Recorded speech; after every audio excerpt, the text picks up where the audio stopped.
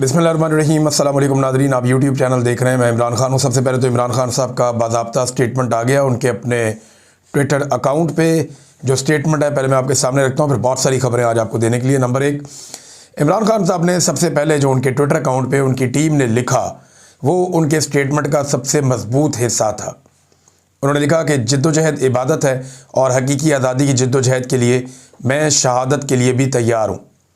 यानी इमरान खान साहब का कहना है कि अगर मैं शहीद हो जाऊँ इस रास्ते में या मैं मारा जाऊँ तो मैं ज़हनी तौर पे इसके लिए तैयार हूँ।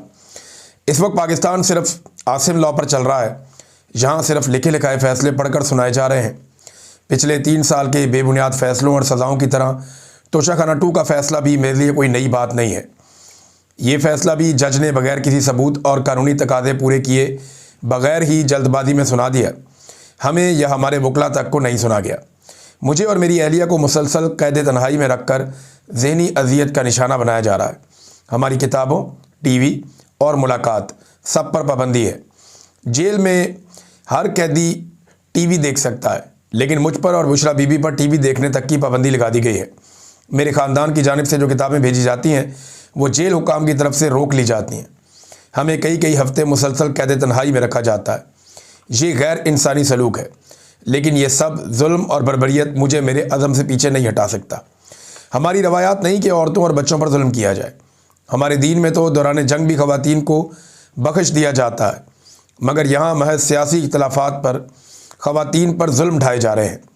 मेरी बहनों और दीगर ख़वातीन के साथ अडियाला जेल के बाहर जो बदसलूकी और जुल्म हो रहा है, इस पर मुझे शदीद दुख और अफसोस है। ये जो सलूक बुशरा बीबी, डॉक्टर यास्मीन, मारंग बलोच और दीगर ख़वातीन के साथ किया जा रहा है वो इस्लामी रवायात और अखलाकियात के बरक्स है। मेरी अहलिया बुशरा बीबी को सिर्फ मुझसे बुग़्ज़ में कैद तन्हाई में डाला हुआ है, हालांकि इनका तो सियासत से कोई ताल्लुक़ भी नहीं है। वो एक घरेलू खातून है। फ़ौज मेरी है और पाकिस्तान कौम की है। जब मैं आसिम मुनीर पर तनकीद करता हूँ तो वो एक शख्स पर तनकीद है, जैसे माजी के डिक्टेटर पर भी होती आई है। आसिम मुनीर ना तो किसी अवामी रेफरेंडम के तहत मुल्क पर बैठा है, ना अवामी वोट के ज़रिए आया है। जेल में मेरे साथ जो कुछ भी हो रहा है एक कर्नल के कहने पर हो रहा है, जो आसिम मुनीर के अहकामात मानता है। पाकिस्तान में कानून की बालादस्ती का जनाजा उठ चुका है। 2007 में जैसे पीसीओ जजेस ने डिक्टेटर का साथ देकर अदलिया का तकद्दुस पामाल किया, उनकी कोई इज्जत नहीं, और जिन्होंने डिक्टेटर के ख़िलाफ़ मुज़ामत की वो कौम के हीरो थे। आज ऐसे ही आजकल जो जजेस इस निज़ाम के ख़िलाफ़ मुज़ामत कर रहे हैं वो हमारे हीरोज़ हैं। जो जज कठपुतली बनकर इशारों पर नाच रहे हैं वो बेज़मीर हैं और मुशर्रफ दौर के पीसीओ जजेस के ही बराबर हैं। कानून की बालादस्ती और आइन की बहाली की जद्दोजहद के लिए इंसाफ लायर फोरम और वकला का फ्रंट फुट पर आना नागुज़ीर है। इंसाफ का निज़ाम ही अवाम को तहफ़्फ़ुज़ दे सकता है। इसके अलावा ना कोई माशी तरक्की मुमकिन है, ना ही इखलाकी। मुझे सलमान सफदर और उनकी टीम पर एतमाद है और मैंने उन्हें हदायत की है कि बोगस फ़ैसलों के ख़िलाफ़ इस्लामाबाद हाई कोर्ट में अपील करें। सुहेल अफरीदी को पैगाम देता हूँ कि स्ट्रीट मूवमेंट की तैयारी पकड़ें। पूरी कौम को अपने हुकूक के लिए उठना होगा। जद्दोजहद इबादत है और मैं पाकिस्तान की हकीकी आज़ादी की जद्दोजहद के लिए शहादत के लिए भी तैयार हूँ। ये इमरान खान साहब का स्टेटमेंट 20 दिसंबर 2025। इमरान खान साहब ने बड़ा ज़ोरदार स्टेटमेंट दिया है और वो तो या तो आज़ादी या फिर मौत, वो इस मौके पे खड़े हैं। लेकिन उनकी पार्टी की तरफ जब हम देखते हैं तो थोड़ी हमें एक कन्फ्यूजन दिखाई देती है। यानी इमरान खान साहब जिस नहज पे खड़े हैं, क्या उनकी पॉलिटिकल पार्टी उस नहज पे खड़ी है? ऐसा दिखाई नहीं दे रहा। शायद यही वजह है कि इमरान खान साहब ने एहतजाज के इख्तियारात जो है वो महमूद खान अचकज़ई और अल्लामा राजा नासिर अब्बास साहब को दिए कि वो फ़ैसला करेंगे मुज़ाकरात के हवाले से, एहतजाज की तारीख देने के हवाले से। क्योंकि उनकी अपनी पार्टी के अंदर एक तो मार ही बहुत पड़ती है। पंजाब के अंदर तो पार्टी में कोई सर नहीं उठा सकता, वो पकड़ के या तो किसी केस में डाल देते हैं, अंदर डाल देते हैं, या लापता कर देते हैं, या तशद्दुद का निशाना बनाते हैं, कारोबार तबाह कर देते हैं, ख़ानदान उजाड़ देते हैं। तो पंजाब में तो ये होता है। खैबर पख्तूनख्वा में जलसे जुलूस आप करते रहे तो उससे फ़र्क कोई नहीं पड़ता। लिहाजा पाकिस्तान तहरीक इंसाफ को एक बड़ी मूवमेंट खड़ी करनी पड़ेगी। सुहेल अफरीदी के वज़ीर आला खैबर पख्तूनख्वा बनने से जो एक उम्मीद नौजवानों में पैदा हुई थी, पाकिस्तान तहरीक इंसाफ ने अभी तक उसे कैश नहीं करवाया, क्योंकि ये बहुत बड़ा मौका था। लेकिन पाकिस्तान तहरीक इंसाफ ने उससे कोई एक तहरीक या कोई एक मोमेंटम बनाने के लिए अभी तक इस्तेमाल सही तरीके से वो नहीं कर पाए। वो जलसे वलसे कर रहे हैं, तो जलसे तो पहले भी होते रहते हैं, बाकी पॉलिटिकल पार्टीज भी करती रहती हैं, लेकिन जिस पॉलिटिकल पार्टी ने एक इनकलाब का दरवाज़ा खोलना हो वो खाली जलसे नहीं करते, उनकी तो बड़ी ज़बरदस्त जिम्मेदारियाँ होती हैं।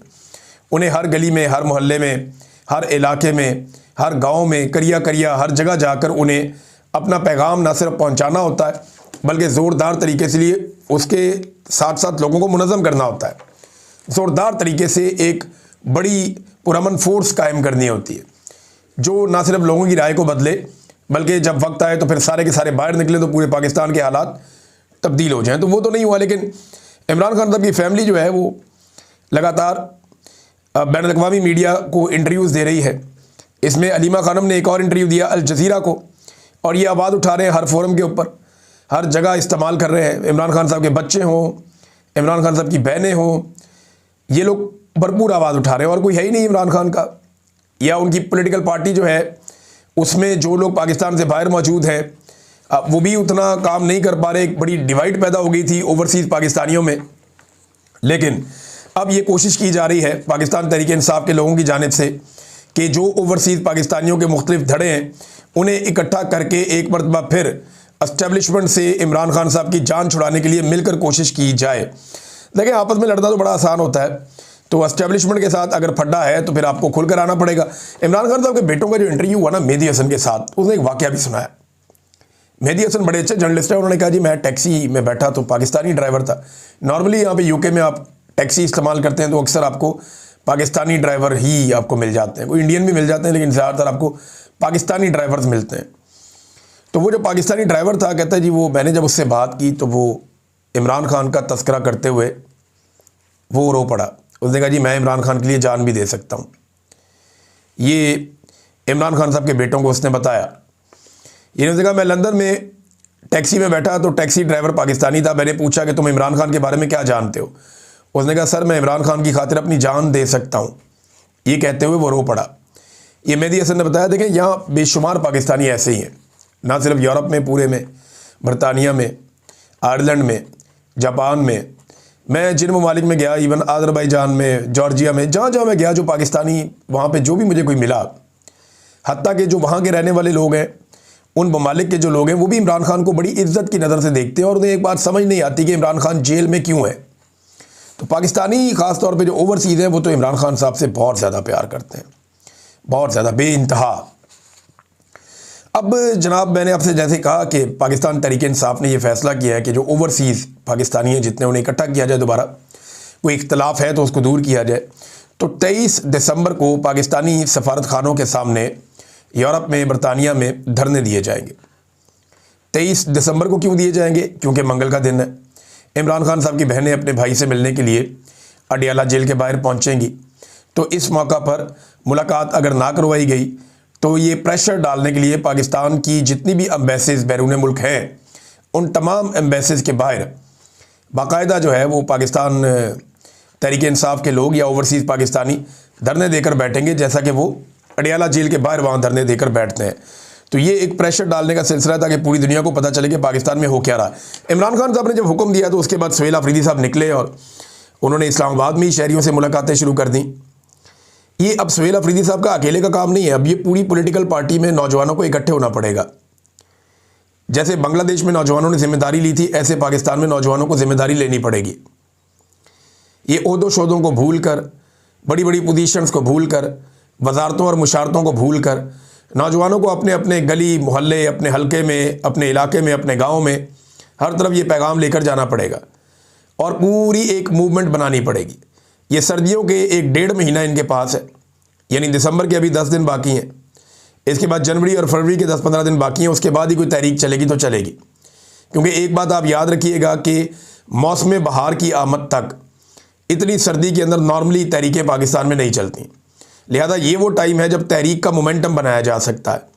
तो इन 40-50 दिनों को ज़ाया करने की बजाय इसमें मेहनत करनी पड़ेगी पाकिस्तान तहरीक इंसाफ को। 50-60 दिन का टाइम है, लगभग 2 महीने हैं, 1.5-2 महीने। तो इन 1.5-2 महीनों में 50 से 60 दिनों में पाकिस्तान तहरीक इंसाफ को वो सारा मोमेंटम बनाना पड़ेगा। सुहेल अफरीदी गए, जाके लोगों के अंदर घुल मिल गए, बातें की, बहुत सारे लोगों ने बताया, उन्होंने कहा जी यहाँ पे तो लोग आते रहते हैं, हुक्मरान आते हैं लेकिन अपने प्रोटोकॉल्स के साथ आते हैं, हमें ऐसे कोई नहीं मिलता। तो ये कॉन्फिडेंस आपको तब आता है जब आप आवाम के वोटों से मुंतखब होते हैं। जब आप आवाम के वोटों से मुंतखब नहीं होते ना, फिर ये एतमाद आपके पास नहीं होता। इस किस्म का एतमाद आपको तभी होता है जब आप आवाम के वोटों से आए होते हैं और आपको डर नहीं लग रहा होता। नाज़रीन, इमरान खान साहब के ऊपर ये फैसला तो आ गया, इसके ऊपर एमनेस्टी इंटरनेशनल ने भी रोला डाल दिया, पूरी दुनिया के अंदर रोला डाल रहा है कि जनाब ये गलत हो गया, ज़्यादती हो गई। अपोजिशन जमातें अपना मौक़िफ़ इस पे दे रही हैं, हुकूमत करे जी बहुत ठीक हो गया, इमरान खान को तोशाखाना में सज़ा होनी चाहिए थी, जनाब हो गई, लेकिन अब होगा क्या। देखिए, इमरान खान साहब की 2 अपीलें पेंडिंग हैं, ये हो जाएंगी अब।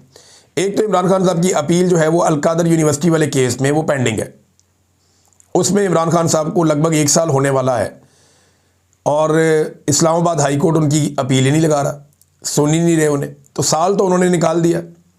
अब ये एक और केस आ गया, इसमें भी अगर इमरान खान साहब अप्लाई कर देते हैं, एक और अपील कर देते हैं, तो 1 साल इसमें भी वो गुजार लेंगे। इमरान खान को जेल में रखना पाकिस्तान की मिलिट्री एस्टेब्लिशमेंट के लिए या आसिम मुनीर साहब के लिए कोई मुश्किल काम नहीं है, क्योंकि कानून को उन्होंने नाक बना दिया, मोम की नाक, वो जिधर चाहते हैं उधर मोड़ देते हैं, मसला ही कोई नहीं। तो कानून के मुताबिक, यानी इस वक्त जिस तरह कानून को उन्होंने कंट्रोल किया हुआ है और अदालतों की मदद से इमरान खान को जेल में रखना, अगर आसिम मुनीर साहब ने तो 10 साल रख ले। हाँ, अगर बाहर निकालना है इमरान खान साहब को तो आप अदालत के जरिए इमरान खान को बाहर नहीं निकाल सकते, सवाल ही पैदा नहीं होता। पाकिस्तान में कोई एक अदालत अब उस हालत में नहीं है जो इंसाफ देने की पोजीशन में हो। हर जगह पे कंप्रोमाइज्ड चीफ जस्टिसेस हैं और उनकी मर्जी के बगैर केस लग नहीं सकता। स्पेशली इस्लामाबाद में तो जस्टिस सरफराज जोगर को लाया गया, तो इंसाफ तो नापैद है, अब वो मुमकिन नहीं है। लिहाजा इमरान खान साहब का केस लगने नहीं दिया जाएगा। ये अब जितना देर चाहेंगे इस मामले को लटका देंगे। रास्ता एक ही है कि अवाम निकल के बाहर आ जाए, वो एहतजाज करे, लेकिन अवाम को डराने के लिए, धमकाने के लिए एक तरीक़ाकार इस्तेमाल किया जा रहा है कि ये भी सज़ा सुना दो, ये भी सज़ा सुना दो।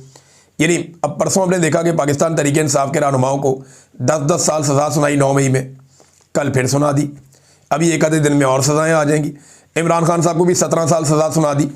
ये किया क्यों जा रहा है? यही काम इससे पहले भी किया गया था, इलेक्शन से चंद दिन पहले 2024 में, लेकिन वो बैकफायर कर गया था। अभी दोबारा से वही काम किया जा रहा है।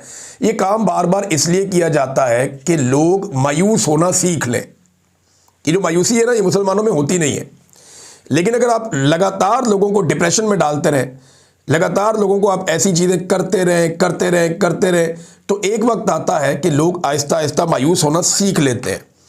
इसको कहते हैं कलेक्टिव लर्न्ड हेल्पलेसनेस।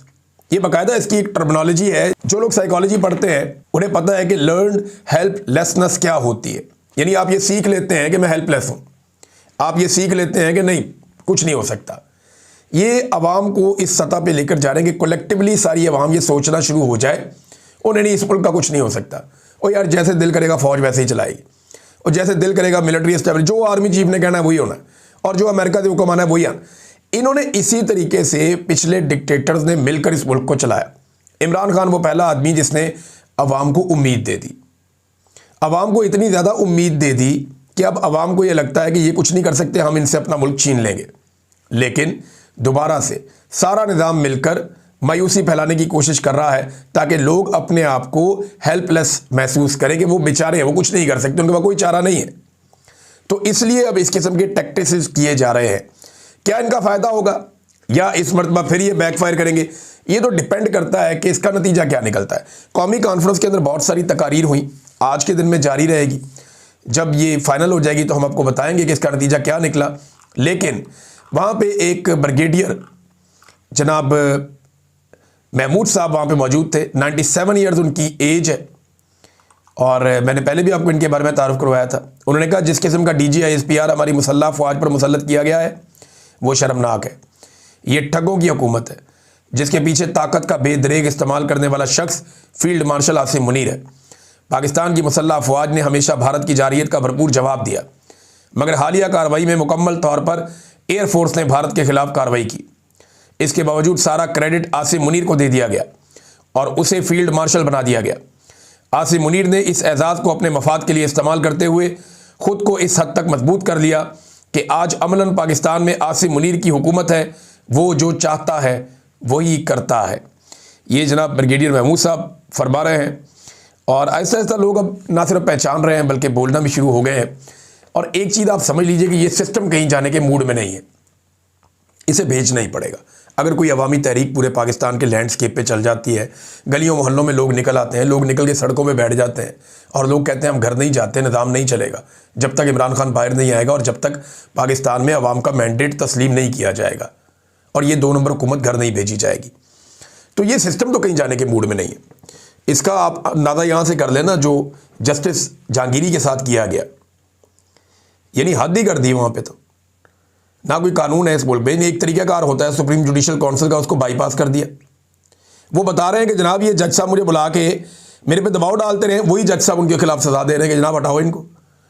और बाकायदा जो यूनिवर्सिटी का रजिस्ट्रार है वो कुछ और इंफॉर्मेशन दे रहा है। वो कह रहा है डिग्री जाली नहीं है, कह रहा है डिग्री जाली नहीं है, प्रॉब्लम कहीं और है। और बस पिछले साल आपको याद होगा एक रियाद अहमद साहब थे प्रोफेसर सिंडिकेट के, उन्हें अगवा भी किया गया था, गिरफ्तार किया गया था, उनके ऊपर भी दबाव डाला गया था। तो बस यही कार्रवाई है। आपको याद होगा एक जज साहब होते थे जिन्होंने जुल्फ़िकार अली भुट्टो को फांसी देने से इनकार कर दिया था। ये जब जुल्फ़िकार अली भुट्टो को फांसी देने का फैसला हुआ था ना, तो उस वक्त भी एक जज साहब होते थे जिन्होंने इनकार कर दिया था, जस्टिस सफदर शाह साहब। इन्होंने कहा था जी इसका गंद का हिस्सा मैं नहीं बनूंगा। तो ये जो जज साहब थे ना, इनकी मैट्रिक की डिग्री जाली निकल आई थी, अभी बीए की डिग्री जाली निकल आई है। इमरान खान की डिग्री ऑक्सफोर्ड यूनिवर्सिटी की है, शुक्र है, वरना वो भी इन्होंने जाली कर देनी थी, इनका कोई पता नहीं होता। तो नादरीन, वो बड़ी खबर जिसकी तरफ हम हर वीलॉग में उसका जिक्र करते हैं, उसकी तरफ हम दोबारा आ जाते हैं। और ख़बर यह है कि गुज़िश्ता 24 घंटों में मज़ीद 10 फ़लस्तीनियों को इसराइल ने शहीद कर दिया है। पाकिस्तान में ये बहस बहुत हद तक छिड़ चुकी है।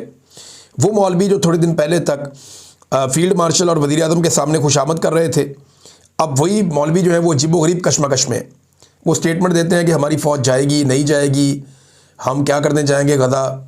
वो जस्टिफाई नहीं कर पा रहे क्योंकि वो डरे हुए हैं। उन्हें इस बात का आइडिया है कि अगर हमने हमायत कर दी फ़ौज के गज़ा जाने की और फ़ौज गज़ा में चली गई और हमास के साथ फ़ौज की झड़प हो गई या हमास के साथ फ़ौज की लड़ाई हो गई या इन्होंने हमास को गैर मुसल्लह करने की कोशिश की, और ये चीज़ें आलमी मीडिया में तो आ जाएंगी, और जब ये चीज़ें आलमी मीडिया में आ जाएंगी तो हमारी पाकिस्तान में मंजी ठुक जाएगी। ये वो तमाम मौलवी जो खुशामदी मौलवी हैं, दरबारी मौलवी हैं, वो बेचारे भी परेशान है कि इस सिचुएशन में अब करना क्या है। वो मुँह छुपाते फिरते हैं, उन्हें समझ नहीं आ रही। देखें, अगर फ़ौज गज़ा में नहीं जाती तो इस सूरत में क्या होगा, फिर दूसरी फ़ौजें बुलाई जाएंगी, उनको भेजा जाएगा, और पाकिस्तान जो खिदमात सर अंजाम दे सकता है, जितना अपने आप को पेश कर सकता है ट्रंप के सामने, उस लेवल तक पेश नहीं करेगा तो ट्रंप भी उनको उसी तरह देखेगा पाकिस्तान को।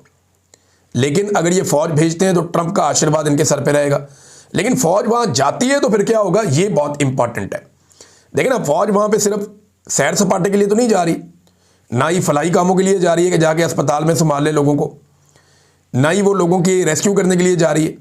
फ़ौज एक्चुअली वहाँ पे जा रही है अमन कायम करने के लिए, और वो इसराइल के बिहाफ पे हो रहा है, अमेरिका के बिहाफ पे हो रहा है, वो हमास या फ़लस्तीन के बिहाफ पे नहीं हो रहा। और डिमांड सबसे नंबर 1 क्या है कि हमास को वहाँ से बेदखल किया जाए, हमास को, और हमास की वहाँ पे हुकूमत है, याद रखिएगा। ये गज़ा का पूरा रजीम चेंज ऑपरेशन है जो करने के लिए एक फ़ौज वहाँ पे भिजवाई जाएगी। अगर पाकिस्तानी फ़ौज वहाँ पे जाती है और इसराइल की और हमास की लड़ाई होती है, तो आपके ख्याल में पाकिस्तानी फ़ौज किससे लड़ेगी? हमास से लड़ेगी या इसराइल से लड़ेगी? या रोकेगी तो किसको रोकेगी? क्या पाकिस्तानी फ़ौज किसी लम्हे भी एक लम्हे के लिए इसराइल के साथ लड़ने जा रही है? सवाल ही पैदा नहीं होता, सवाल ही पैदा नहीं होता। इसराइल की मर्ज़ी से अगर कोई फ़ौज वहाँ पे जा रही है तो वो इसराइल से तो कभी नहीं लड़ेगी ना। हाँ, ये बात हमारे वज़रा पहले दिन से कह रहे हैं कि हमास को गैर मुसल्लह करना ज़रूरी है, और हमास ने ये बात तस्लीम की। ये झूठ हमारे वज़रा बोल रहे हैं, क्योंकि हमास ने 14 नवंबर को डोनाल्ड ट्रंप के मंसूबे के जवाब में ये कहा था कि जंगबंदी भी कबूल है, यरगमालियों की रिहाई भी कबूल है, लेकिन हथियार हम नहीं फेंकेंगे जब तक कि फ़लस्तीन की अपनी एक आज़ाद खुद मुख्तार रियासत नहीं बन जाती और कोई सियासी सलूशन नहीं निकल जाता, तब तक हथियार हम नहीं फेंकेंगे। और यही बात मोहम्मद बिन सलमान ने भी कही। मोहम्मद बिन सलमान, उनको जितना आप क्रेडिट दें वो कम है इस मामले में कि एक आदमी, एक अरब मुल्क का हुक्मरान, वो एटमी ताकत भी नहीं है, वो बहुत बड़ी फ़ौज भी नहीं है, एक बड़ी इकॉनमी ज़रूर है, वो अमेरिका में बैठा है अमरीकी सदर के सामने, और उसने हामी नहीं भरी। उसने कहा जी फ़लस्तीनी रियासत, अगर फ़लस्तीन के अंदर एक रियासत होगी, अभी तक जो खबरें आई उसके मुताबिक यही है कि मोहम्मद बिन सलमान ने अब्राहम अकॉर्ड को मनोअन तस्लीम करने से इनकार कर दिया। उसने कहा जी अब फ़लस्तीनी रियासत की बात करें ना पहले आप, अगर यहाँ एक रियासत बन जाती है, फ़लस्तीनियों को उनका हक मिल जाता है तो फिर हम आगे बढ़ते हैं, फिर हम भी तस्लीम कर लेते हैं। लेकिन पाकिस्तान जो है उसके लिए एक बड़ी अजीबोगरीब सिचुएशन है। पाकिस्तानी फ़ौजी अगर वहाँ जाएंगे तो किससे लड़ेंगे, किसको गैर मुसल्लह करेंगे, ये सवालात इन मौलवियों को खाए जा रहे हैं जो बेचारे माहौल बना रहे थे। नाज़रीन, एक और ख़बर आपने यानी इसको याद रखना है, अपने जहन में रखना है कि ये जो कुछ भी पाकिस्तान की हुकूमत कर रही है ना, ये पैसे हासिल करने के लिए कर रही है। इनके पास तनख्वाहें देने तक के भी पैसे नहीं है। पाकिस्तान की इकॉनमी बहुत बुरी तरह बर्बाद हुई है। पाकिस्तान का GDP नीचे गया है। पाकिस्तान की जो माशी ग्रोथ है वो नीचे गई है। पाकिस्तान के अंदर टैक्स कलेक्शन बहुत बुरी तरह मुतासर हुई है। हम अपने अहदाफ पूरे नहीं कर पा रहे। महंगाई का हमने एक अजाब मुसल्लत कर दिया कौम के ऊपर, लेकिन इसके बावजूद हम उतना पैसा नहीं कमा पा रहे। लोगों को तनख्वाहें देने के लिए और अपने मुल्क को चलाने के लिए हमें कर्जे लेने पड़ रहे हैं। अगर कर्जे ना मिले तो हमें 2 दिन में दिवालिया हो जाए, जो हालत इन्होंने पाकिस्तान की कर दी है। लोग पाकिस्तान छोड़ छोड़ के जा रहे हैं। सिर्फ एक डाटा आपके सामने रखता हूं कि एक साल में 10 अरब डॉलर्स दुबई में गए हैं पाकिस्तानियों के, और अब तक पाकिस्तानियों के 100 अरब डॉलर्स के असासे दुबई के अंदर बन चुके हैं। ये मैं सिर्फ एक मुल्क और एक जगह की आपको बता रहा हूँ, बाकी सब आप निकालें तो आप हैरान हो जाएंगे। अब तक के लिए इतना ही। अपना ख्याल रखिएगा, अपने इस चैनल का भी। अल्लाह हाफिज़।